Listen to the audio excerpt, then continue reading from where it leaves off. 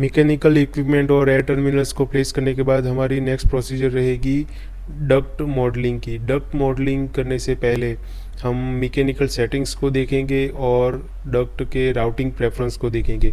Mechanical का settings देखने के लिए सिस्टम टैब के अंदर यहाँ पर जो एरो दिया गया है वहाँ पर से जाकर हम क्लिक करेंगे तो हमें मैकेनिकल सेटिंग का डायलॉग बॉक्स ओपन होगा। इसके लिए शॉर्टकट MS करके है, इसे मैनेज टैब में जाकर भी ओपन किया जा सकता है।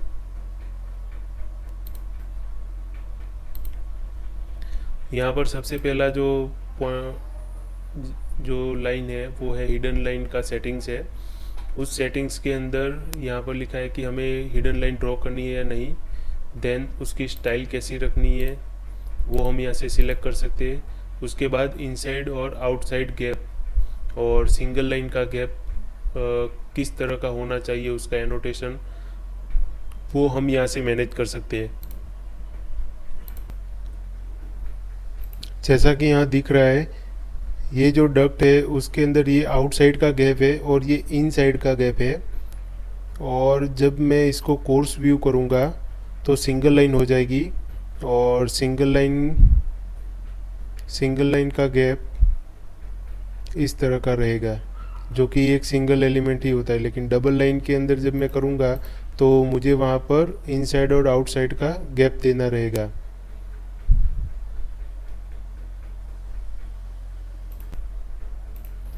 तो इस तरह ये इनसाइड और आउटसाइड का गैप है और ये सिंगल लाइन का गैप है हिडन लाइन के लिए।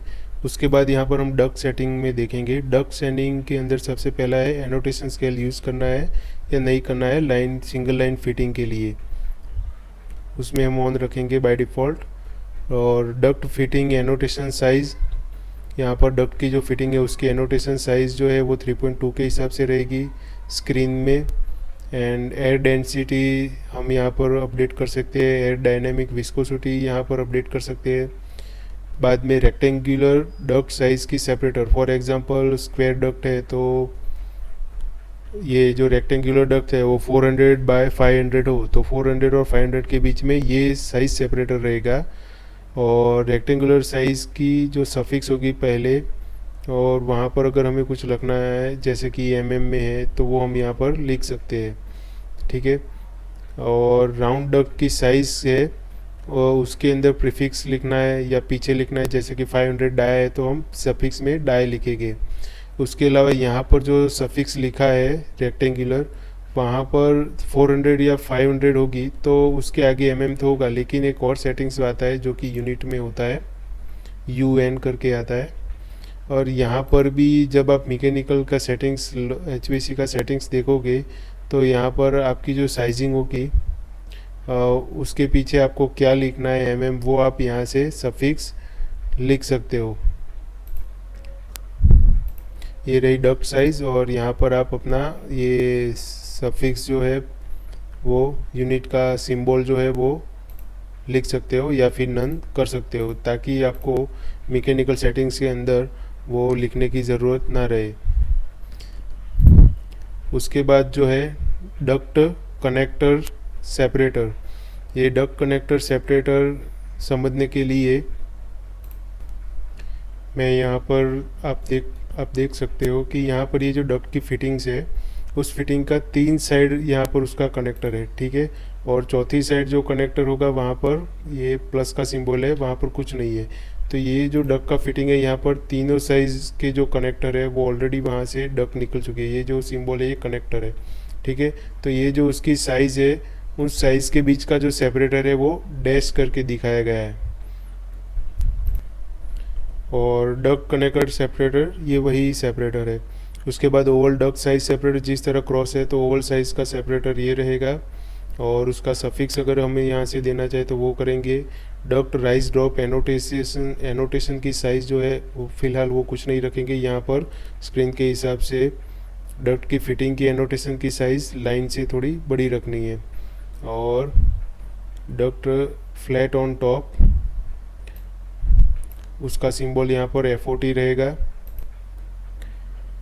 और flat on bottom, setup from top, ये सब टैग के साथ दी जाने वाले सिंबल्स है और ये सिंबल की तरह यूज़ होंगे, जिससे हमें पता चलेगा कि जो हम प्लान की व्यू में नहीं देख सकते, बट ये सिंबल रीड करके हमें पता चल सकता है कि ये फ्लैट ऑन टॉप से है या फ्लैट बॉटम से है।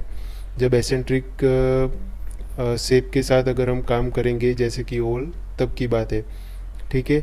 उसके अलावा सेटअप फ्रॉम बॉटम के ये सब सिंबल है, और सेंटर लाइन में डबल डॉ ये इस तरह का सेंटर लाइन सिंबल रहेगा, जैसा कि हमने अभी थोड़ी देर पहले साइज़ में हिडन लाइन का जो सेटिंग्स का एग्जांपल देख रहे थे तब देखा था। उसके बाद एंगल्स है। यहाँ पर फिटिंग एंगल, हम कोई भी एंगल पे अपना डक ड्रॉ कर सकते हैं, ये बाय डिफ़ॉल्ट रहता है। अगर हम इंक्रीमेंटल रखना चाहें कि 5 डिग्री के हिसाब से ही अपनी डक ड्रॉ है, तो वो हम यहाँ पर 5 डिग्री कर सकते हैं। अगर अदरवाइज़ हम यहाँ पर से भी सिलेक्ट कर सकते हैं कि 90 60 45। यहाँ पर हम कोई भी नया डिग्री ऐड नहीं कर सकते, बट इसको यूज़ या सिलेक्ट या अनसिलेक्ट कर सकते हैं। फ़िलहाल मैं यूज़ एनी एंगल रखता हूँ। उसके बाद कन्वर्जन, तो सिस्टम क्लासिफिकेशन सप्लायर है, तो यहाँ का जो कन्वर्जन रहेगा, डक की टाइप जो है बाय डिफ़ॉल्ट कौन सी रहेगी, तो rectangular duct radius elbow tees रहेगी। और मिडल एलिवेशन बाय डिफ़ॉल्ट जो रहेगा वो ये रहेगा। उसी तरह उसकी जो ब्रांच रहेगी, तो उसका भी डक्ट की टाइप और मिडल एलिवेशन, अगर फ्लैक्स डक्ट यूज़ हो रही है तो उसका एलिवेशन, ये तब जाकर यूज़ होगा जब आप डक्ट जनरेट करोगे सिस्टम में, ऑटोमेटिक डिज़ाइन करोगे रेविट की हेल्प से, तब जाकर। देन रेक्टेंगुलर डक्ट की यहाँ पर साइजिंग है, ये साइजिंग आप नई साइज़ क्रिएट कर सकते हो। और यहाँ पर दिया गया है कि यूज्ड इन साइज लिस्ट और यूज्ड इन साइजिंग। जब हम साइजिंग कैलकुलेट करेंगे तब हम ऐसी साइज़ को यूज़ कर सकते हैं या नहीं, और जब हम ड्रॉ करेंगे उस टाइम इस साइज़ को यूज़ करनी है या नहीं, वो हम यहाँ से चेक और अनचेक करेंगे। देन ओवल, अगर ओवल की साइज़ है तब सेम हम साइज़ क्रिएट कर सकते हैं, ये राउंड के लिए। और यहाँ पर कैलकुलेशन है, यहाँ पर ये calculation straight segment pressure drop calculation किस इक्वेशन के बेस पर होगा, वो आप यहाँ पर सिलेक्ट कर सकते हैं। आप जिस इक्वेशन के साथ काम करना चाहे वो उस तरह। इस तरह हम मैकेनिकल सेटिंग्स को अपडेट कर सकते हैं डक्ट वर्क करने से पहले।